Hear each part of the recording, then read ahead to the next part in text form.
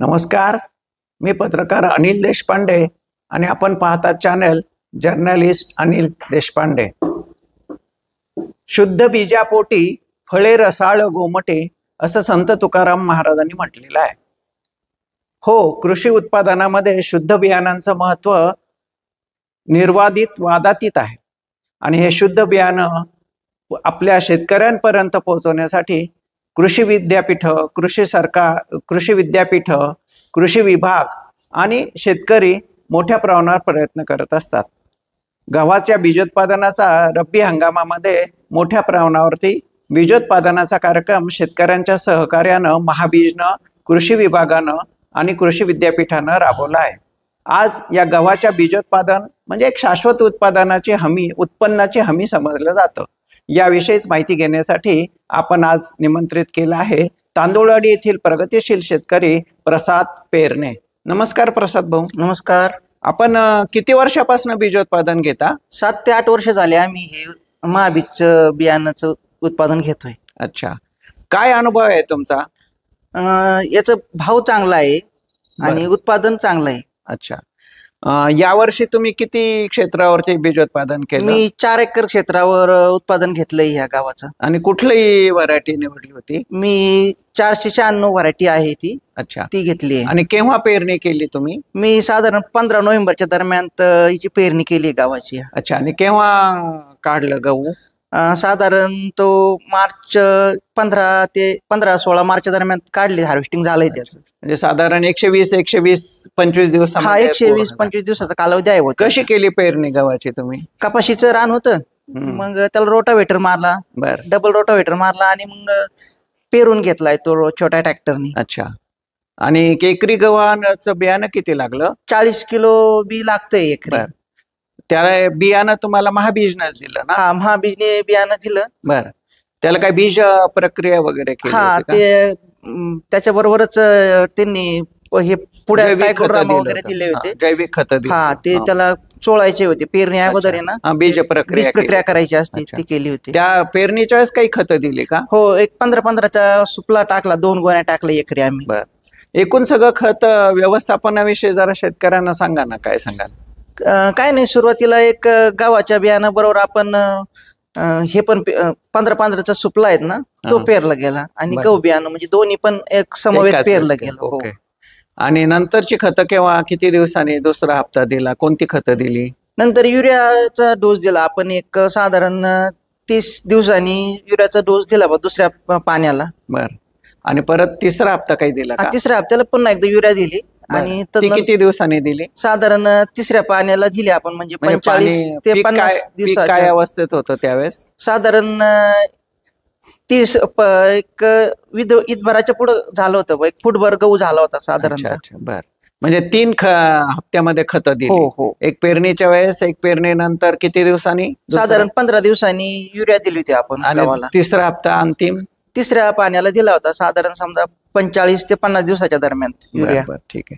आणि पाणी व्यवस्थापन कसं केलं ते सांगा ना. फ्लोनीच पाणी दिलं. आपल्याकडे फ्लोनी पाणी आहे. किती पाणी दिलं? किती दिवसांनी पाणी दिलं? साधारण 15 दिवसाच्या पाळ्या येतात मग त्या दिवसाने असे 5 पाणी लागले आपल्याला. 5 पाण्यामध्ये लागलं. फ्लो पद्धतीनेच पाणी दिले आपण. आणि फवारणी काय काय केली ते जरा सांगा. एक तणनाशक मारलं आपण, साधारण तिसऱ्या पाण्याला तणनाशक मारलं आणि त्याच्यानंतर एक कीटकनाशकाचा फवारा दिला आपण. असं केलं. त्याच्यात मग एक टॉनिक दिलं आपण, असं दिलं. अच्छा, बर. हे सर्व या बाबतीत तुम्हाला मार्गदर्शन कोणी केलं?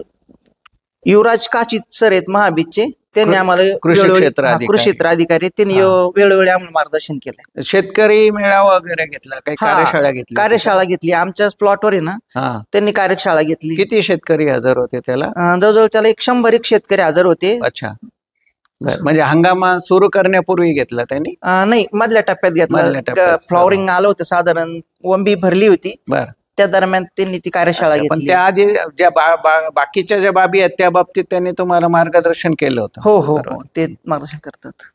गव्हाच्या बीजोत्पादनाचा कार्यक्रम गेली अनेक वर्षापासून महाबीज राबवत आहे. या राहता, श्रीरामपूर आणि राहुरी या तालुक्यात 600 हेक्टरवर यावर्षी गव्हाचं बीजोत्पादन घेतलं होतं. पायाभूत ते प्रमाणित असं 450 हेक्टरवर की ज्यातनं साधारण 13,000 क्विंटल बियाणं महाबीजला अपेक्षित होतं. तर पायाभूत 150 हेक्टरवर क्षेत्रावर राबवला गेला हा कार्यक्रम, की ज्यातनं 3,000 असं मिळून 16,000 क्विंटल अपेक्षित होतं या 3 जिल्ह्यामध्ये, 3 तालुक्यामध्ये. आणि संपूर्ण जिल्ह्यामध्ये 1,600 हेक्टरवर बीजोत्पादनाचा कार्यक्रम राबवला गेला. जवळजवळ 32,000 क्विंटल बियाणं उत्पादित होतं, अपेक्षित होतं. सर्व विशेष म्हणजे यावर्षी हे पूर्ण उद्दिष्ट झालं असून 32,000 क्विंटलपेक्षा जास्त खरेदी आज अखेर झाली आहे. या महिना अखेरपर्यंत ही खरेदी चालू राहणार आहे. या 3 तालुक्यासाठी कृषी क्षेत्र अधिकारी युवराज काशीद यांनी सर्व शेतकऱ्यांना मार्गदर्शन केलं. तर जिल्हा व्यवस्थापक महाबीजचे सुनील साहेबराव दौंड साहेब यांनी जिल्ह्यामध्ये शेतकऱ्यांना मार्गदर्शन केलं. साधारण या 3 तालुक्यातल्या बाजारभावांमध्ये बाजार समितीचा जो सर्वाधिक भाव आलेला असतो गव्हाला या खरेदीच्या काळामध्ये, त्याचा सरासरी भाव काढून त्यावरती अधिक बोनस अशा पद्धतीनं मिळून त्याच्या 20% 25% भाव जादा धरून शेतकऱ्यांना महाबीज खरेदी करत असतं. जे सर्टिफाईड बियाणं आहे त्याला साधारण गतवर्षी 3400 रुपये क्विंटलनी भाव मिळाला होता. तर जे पायाभूत बियाणं आहे त्याला 3700 रुपये प्रति क्विंटल अशा पद्धतीनं बियाणाला भाव मिळाला होता. आणि हा जो भाव असतो याच्या 80% भाव हा खरेदी केली की लगेच दिला जातो आणि उर्वरित रक्कम जी आहे ती त्या नंतरच्या एक साधारण 2 ते 3 महिन्यामध्ये महाबीज शेतकऱ्यांना देत असतं. 15 मार्च पासनं ही खरेदी जिल्ह्यामध्ये सगळीकडे सुरू झाली आहे आणि 30 एप्रिल पर्यंत ही खरेदी चालेल असं महाबीजचे जे क्षेत्र अधिकारी युवराज काशीद यांनी सांगितलं. मला एक सांगा, गेली अनेक वर्षापासून आपण बीजोत्पादन घेता, तर उत्पादन किती मिळालं तुम्हाला? साधारण 16 क्विंटल पर्यंत आम्ही उत्पादन काढले ह्या गव्हाचं काढलं. हो. हार्वेस्टिंग केव्हा केली म्हणाली? हार्वेस्टिंग आमचं मार्च महिन्यात आलो होतं हार्वेस्टिंगला. तर मग हार्वेस्टरनीच काढलं. एकरी 2,000 रुपये प्रमाणे भाव असतो हार्वेस्टिंगला. बर, तर हार्वेस्टिंग केलं. एकूण साधारण सगळा खर्च जो आहे तो जरा सांगा की थोडक्यात.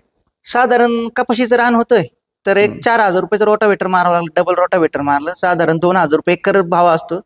तर साधारण त्याचे 4,000 रुपये लागले डबल रोटावेटरचे. तदनंतर मग पेरणी केली. छोटा ट्रॅक्टर लावला तर त्याला साधारण 1,500 रुपये एकर प्रमाणे हे असते पेरणीचा भाव असतो. बियाणं काहीतरी 2,400 रुपये तर 40 किलो असं होतं. नंतर एक त्याच्यामध्ये आपण एक खत दिलं. आपण एक 15-15चा सुपला दिला. कोणतं पण देऊ शकतो पण आपण 15-15 सुपला दिला. साधारण त्या 2 बॅग दिल्या तर काहीतरी एक 3-3,500 रुपये दरम्यान तो खर्च झाला. तदनंतर युरिया दिली आपण त्याला 2 वेळेस युरिया दिली.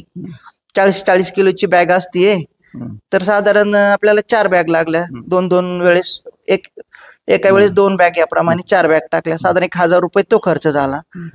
नंतर मग आपण एक तणनाशक मार्क तर गवत झालं होतं मग तणनाशक ते 1,000 रुपयाच्या दरम्यान 800-1,000 रुपये दरम्यान ते तणनाशकाचा खर्च आला.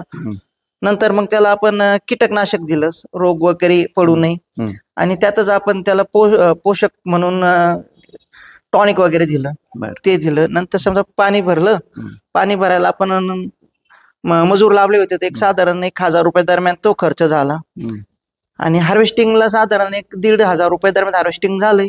आणि ते वाहतूक पोच करावं लागलं बियाणं. साधारण त्याला 1,800 रुपये खर्च आला गहू बियाणं पोच करण्यासाठी.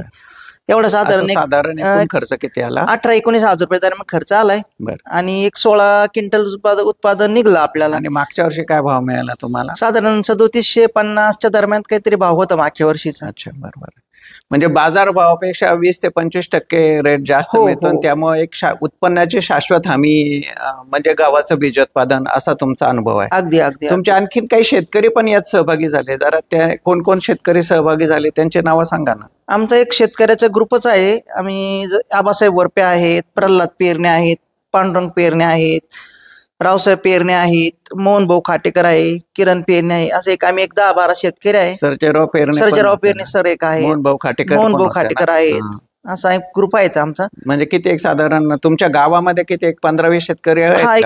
15-20 शेतकऱ्याचा ग्रुप आहे महाबीजच्या बीजोत्पादन कार्यक्रमाचा. बरोबर.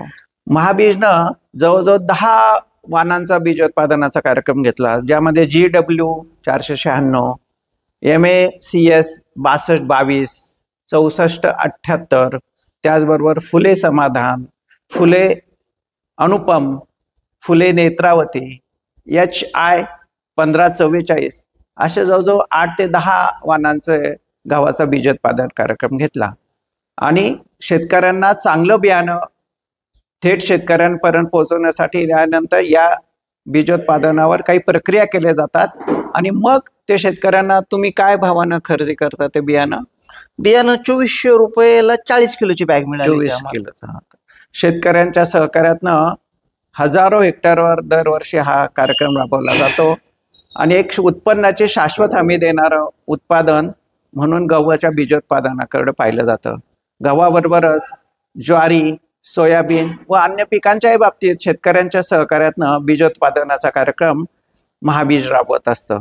तर शेतकरी बांधवांनो, हा या शाश्वत उत्पन्नाची हमी देणारा, गव्हाच्या बीजोत्पादनाविषयीची माहिती देणारा प्रसाद पेरणे यांचा हा व्हिडिओ आपल्याला देखील नक्कीच आवडला असेल आणि आपल्याला देखील निश्चितच मार्गदर्शक ठरू शकतो. तर चला, शाश्वत उत्पन्न मिळवण्याच्या दृष्टीनं या गव्हाच्या बीजोत्पादनाकडे किंवा अन्य पिकांच्या बीजोत्पादनाकडे ज्या कार्यक्रमात महाबीजच्या या धडक मोहिमेत आपणही सहभागी होऊया. आपण आमचा हा चॅनेल लाईक करा, शेअर करा आणि सबस्क्राईब करा. धन्यवाद. धन्यवाद.